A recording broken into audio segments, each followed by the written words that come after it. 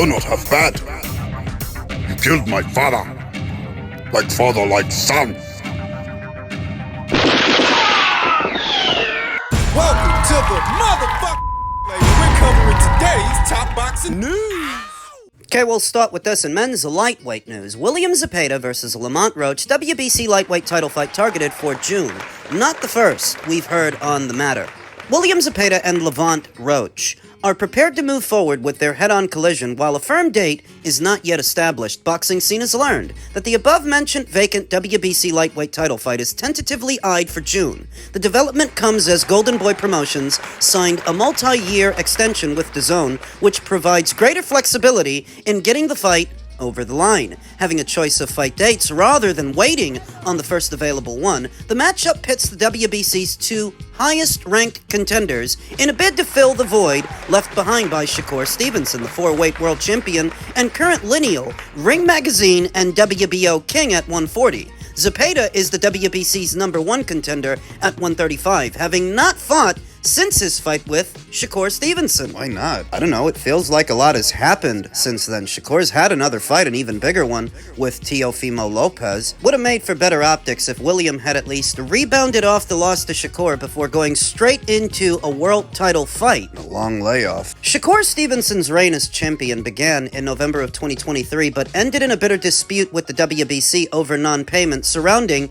his permitted challenge of then 140-pound champion Teofimo Lopez this past January in New York. The vacancy will now be filled by two action fighters, despite the fact that neither will have posted a win in more than a year. Come fight night, Mexico Zapeda has not fought since his own loss to Stevenson in their title consolidation bout last July in Queens, New York. If they do this in June, that'll make it 1 month short of a full year since William fought. Now, he maintained the top spot in the WBC's rankings the whole time. The Southpaw was the interim champion at the time, and while forcing Stevenson to fight out of his comfort zone, fell well short on the judges' scorecards in his first crack at a major title. Now set to get his second against Lamont Roach. I definitely like the fight, but I don't like it for Lamont, if that makes sense. Granted that in his last fight, he showed he can handle the pressure of a pressure fighter in Isaac Cruz, all the way up there at 140. Isaac is a pressure guy, and so is William Zapeda. But Isaac is a lower grade, a lower tier of pressure fighter, in my opinion. Let's say that William Zapeda is in the B tier, and Isaac Cruz is in the C tier. How so? Even among pressure fighters, not all are created equal, and some are better than others. The evidence of this when it comes to these two is the Giovanni Cabrera fight. Remember him? Giovanni fought both of them, and when he fought Isaac, he was able to give him fits with his movement and his boxing. He was able to make Isaac look quite limited, whereas against William, he wasn't able to go the distance. William stopped him. So why is it that if both those guys got the same base style, William was able to do what Isaac was not able to do? It's because William is better. It's because William is a higher grade, a higher tier of pressure fighter than Isaac Cruz. The only reason Isaac might seem more popular is because the Davis fans put him on a pedestal. For going 12 with him. They act like he's the best thing smoking just because Gervonta Davis wasn't able to knock him out. They're just gassing him up to give Gervonta Davis an excuse for not knocking him out. That's what that is. But in all actuality, I think William is a better pressure fighter than Isaac Cruz. He's got better feet, shows a better variety of punches. That's why he was able to knock out Giovanni Cabrera, where Isaac could not. So when I see that Lamont Roach, who just fought Isaac Cruz and was able to fight to a draw, now has to fight a better pressure fighter in William? And he's got to move down in weight to do it. I like the fight. I definitely like the fight. I just don't like it for Lamont. At first glance, I'm leaning a bit more towards William Zapeda to win this thing. The only real thing working against him is all the time off. That if they do it in June, it will have been 11 months from his last fight. Ring rust. He's going to have ring rust to shake off, whereas Lamont's last fight was not that long ago, so he'll be more or less sharp. That sort of balances things out. I'm going to assume that it will be Golden Boy Promotions at the helm of the promotion, because William Zapeda is their fighter, whereas Lamont Roach, he's promoted by ProBox. Even if his last two fights were under the PBC banner, not sure that he has any other affiliation to them, aside from who he was fighting, two of their guys in Gervonta and Isaac. Outside of that, Not sure that he has any other affiliation to them. You know they're probably gonna bill this as a pay-per-view. They have every reason to. They're still trying to sell me and you DAZN's ultimate tier. So any halfway decent fight, any solid fight they put on the platform ends up behind a paywall. Lamont's last 2 fights were behind a paywall. I don't think it should be. I think it's a good fight and a solid fight, but I don't think either fighter has a big enough following to warrant it being a pay-per-view, though they might do it anyway. That's what they've been doing. It would be a nice feather in William Zepeda's cap and a nice way to send everybody a message and get everybody's attention if he's able to beat Lamont Roach, where both Gervonta Davis and Isaac Cruz could not. That's a statement. If Levant wins, he easily becomes the biggest name at 135 pounds, short of Gervonta Davis, who I don't think is long for that division. Rumor has it he might be moving up in weight to take on his old buddy Isaac for a second time, at 140 for a WBC interim title. If he leaves, in his absence, Lamont Roach becomes the biggest name at the weight. Bigger name than Raymond Murataya, bigger than Floyd Schofield, bigger even than Abdullah Mason. Perhaps not more talented, though definitely more recognizable. Elsewhere in the division, veteran content creator Mr. Moonshine sat down with the Schofields, who now blasts the WBA after his title fight with Lucas Badhi was cancelled and downgraded to a non-title bout, frustrated by boxing politics and questions whether Gervonta Davis's influence played a role. As rumor has it, the WBA will reinstate Gervonta due to reports of his possible rematch with Isaac Cruz being in negotiations. Now, Schofield says chasing a world title no longer inspires him. What's really going on behind the scenes? If the WBA plan on reinstating Gervonta Davis as their reigning champion, their full champion, it's gotta be because Isaac is gonna move down. Initially, the rumor was that Gervonta would be moving up, fighting Isaac Cruz for his WBC interim title at 140 pounds, though Gervonta Davis is no stranger to weight-draining fighters, and he would get a weaker version of Isaac than when they initially met, because Isaac hasn't fought at lightweight since the Giovanni Cabrera fight 2 years ago in 2023. If you were to try to go back down there now, he might be in a weakened state, easier to hurt and easier to knock out, explaining why Gervonta might stay at 135 and why the WBA might want to reinstate him as champion at the expense of Floyd Schofield.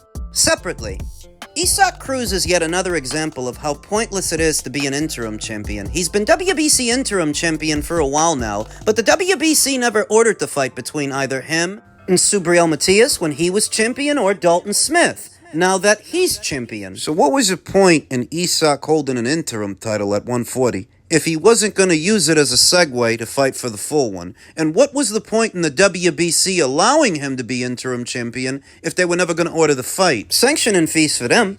They get to collect sanctioning fees from his fights, and he gets to pretend that he's some kind of a champion for holding a baby belt. That was the point. Though still overall pointless if what he's about to do is move back down to lightweight to fight Gervonta Davis again. Pointless. In a pointless rematch that no one save Isaac Cruz has been asking for, because Gervonta beat him already. If Gervonta wanted to run it back with somebody, it should have been Lamont. Running it back with Isaac, potentially for the WBA title, comes at the expense of an opportunity for the Schofields, who've had more than enough time to make a fight with Lucas Badhi that I'm actually surprised they haven't made it yet, because there have been talks about this fight for weeks, for months. It was at the beginning of this year that the WBA designated Gervonta Davis as their champion in recess, giving Floyd Schofield and Golden Boy the opportunity to make the Badhi fight for the full title. 2.5 months have passed. They still haven't made it. Okay, that's your fucking fault. Yeah, I hate to break the news to you, sweetheart, but a fight between you and Lucas Badhi is not so big that it should have taken this long to make. You should have done it by now. You snooze, you lose. So you can't fight for the WBA title. Why don't you see about fighting Raymond Murataya for his IBF, or Abdullah Mason for his WBO? Don't you remember they wanted $10 million to fight that guy? $10 million that nobody's going to give them for that fight. The real reason they are so disheartened. Fighting Lucas Badhi is a winnable fight. Very winnable fight. And if you can do it for a vacant title, You always hear a lot of big talk from the Schofields, particularly Floyd Schofield's dad, who thinks he's the best thing smoking, and he's gonna say that. He's gonna promote his son. But the reality of it is, They're scared to death. They don't want no real smoke with no real fighters at 135. There's plenty to choose from. Other avenues to fight for a title. They rather sit there and pout that they don't get to fight for a vacant title, a title that nobody's holding because they don't actually want to fight a champion. they're time wasters, the both of them. Floyd Schofield Sr. and Floyd Schofield Jr. for allowing Sr. to waste his time and hours. They should go to Zuffa. You know, you pulled out of the Ashton Silva fight years ago. You ducked Shakur Stevenson sometime later. Priced yourself out of the Abdullah Mason fight. What are you doing? What are you actually doing in the existing framework? For what you're not doing and who you're not fighting and what's not happening, you might as well go to Zuffa, because you ain't fighting for alphabet titles and you ain't yet making big money. You ain't fighting no big names. You don't really want to. You might as well go be part of that enclosed environment, that biosphere where you can be safe and make money safely. They got a lightweight title over there that you can fight for. You can become the inaugural Zuffa lightweight champion. You may as well go over there. You ain't fought since June of last year, and was the Tevin Farmer fight that ended in about a round, and that was the only fight that the Schofields had all of last year. They sat out the rest of it. 23 years old, so he's still got the luxury of time, though he's doing a good job of wasting it. These guys do the rounds on a lot of podcasts. They sure do a lot of interviews for two guys who have no immediate plans of fighting in the future. What could they possibly have to talk about? I really do think that the ring rankings, are out the window. I mean, I don't think there's any integrity there whatsoever. The ring belt the ring magazine was everything for, 100 years, let's say. And now it can just be in the trash can. I mean, might as well. It means nothing. And that's exactly what the Zuffa belt, I mean, this pin is worth more than the Zuffa belt. This here is worth more than the Zuffa belt. It means nothing. It's just a name. Do you regret selling the ring? Do I regret it? The way things are going, I actually do. And I never regret anything. When I had the ring magazine, I kept its integrity. I kept the panel of writers from all over the world who were deciding who's number one, who's number two, making sure its integrity is in place. And I could have sustained it for forever if I wanted to, but Turkey came along, and I thought I was selling it to a person who really cared for the sport and was going to hold its integrity, but I guess I was wrong. Yeah, because, I saw on your Instagram just a couple of days ago where you were talking about the Ali Act, and I'm going to ask you about it in a moment, but you did say, why isn't the media covering this? Are you all bought and paid for? What's going on here? And let's be honest, a lot of the boxing media now works for the ring. And so when I saw that and when I just heard your comments, I did wonder, in retrospect now, do you wish you had not sold it? Well, look, I never regret anything in life because, everything happens for a reason, like I said before. But I think I have so much passion and love for boxing that I actually do regret this one. Oscar De La Hoya is not alone in those sentiments. I'm seeing more and more people saying that the Ring magazine, as a periodical, as a news source, has been compromised based on who the owner is, after they falsely reported that the Wortley versus Dubois fight was struggling to sell when tickets hadn't even gone on sale yet. Yeah, I saw a lot of people reacting to that. The feeling is that the Ring magazine is now a propaganda rag for whatever pet projects Turki El Al-Sheikh, the owner, is working on, namely Zuffa. That now what they're going to try to do is use the Ring magazine title as a means to promote the Zuffa belt. These are just my thoughts. I'm not as dramatic as some other people, mostly because I don't have the axe to grind with Dana White, Zuffa Boxing, or Turki El Al-Sheikh that they do. The editorial panel, the writers at Ring Magazine, are the same people that were writing about boxing before, and they're still writing about it now. Dougie Fisher's still over there. It's not like they brought in a bunch of new guys that are going to write whatever Turki El Al-Sheikh tells them to write. And the Ring Magazine title, and all of its prestige, and all of its luster, was in its exclusivity, that there are a lot of alphabet champions. There are any number of alphabet champions in a division, in the sport, but there are even fewer Ring Magazine champions. That belt is a lot harder to come by. And that didn't all of a sudden change based on who the owner is, the owner of Ring Magazine. So as long as those requisites remain in place, so does the title's value. because it's not like from the time that Turki El Al Sheikh bought it till now, they've been handing it out to any Joe Blow with boxing gloves or anybody Turki El Al Sheikh is sweet on. It is still the hardest title to come by. That didn't change. The only way that you win that one is to fight a somebody or the somebodies in your division. They don't just give it to you like an alphabet title. You really do have to go out there and earn it.